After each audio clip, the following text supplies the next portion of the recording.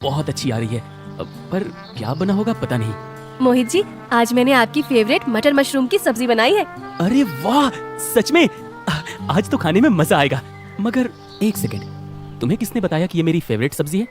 Dad, आप क्या नेहा को मेरी सारी बातें बता देते हो? नहीं बेटा नहीं, बेटी ही पूछ रही थी कि मोहित को खाने में क्या पसंद है, तो मैंने बता दिया। नेहा भी उनके परिवार में घुल मिल गई थी। नेहा और मोहित की दोस्ती धीरे धीरे प्यार में बदल जाती है और मोहित नेहा से शादी करने का मन बना लेता है।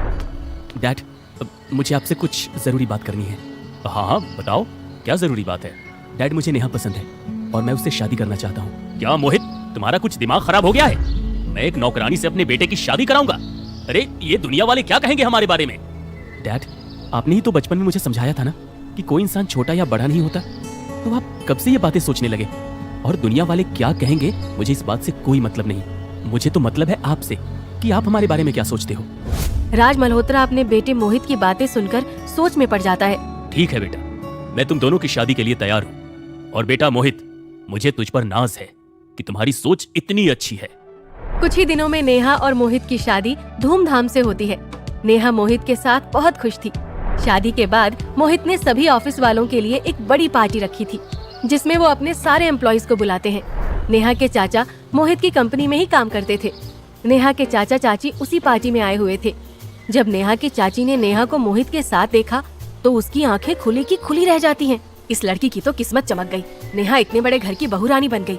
यही समय है नेहा से माफी मांगने का और इतने बड़े खानदान के घर से नाता रखने का। ये देखकर नेहा की चाची और चाचा नेहा के पास उसे बधाई देने जाते हैं। बधाई हो बेटी तुम्हारी शादी के लिए। और नेहा बेटी, हो सके तो हमें माफ कर देना। मैं जानती हूँ हम माफी के लायक नहीं हैं। हो सके तो मुझे अपनी माँ समझकर ही माफ कर देना। नहीं चाची, आप मेरे आगे ऐसे हाथ मत जोड़िए, आप मुझसे बड़ी हैं। ठीक है, मैंने आप लोगों को माफ कर दिया। तुम दोनों की जोड़ी हमेशा ऐसे ही बनी रहे। और नेहा बेटी, पराए घर जाकर अपने चाचा चाची को भूल मत जाना। बस हमें याद कर लेना, हम तुरंत तुमसे मिलने तुम्हारे पास आ जाएंगे। इसी बहाने हमें भी तो मौका मिलेगा तुम्हारे आलीशान घर में आने का। इस तरह नेहा का जीवन पूरी तरह बदल गया। जिस घर में वो नौकरानी बनकर रहती थी, अब नेहा उस घर में बहुरानी बनकर रहने लगी।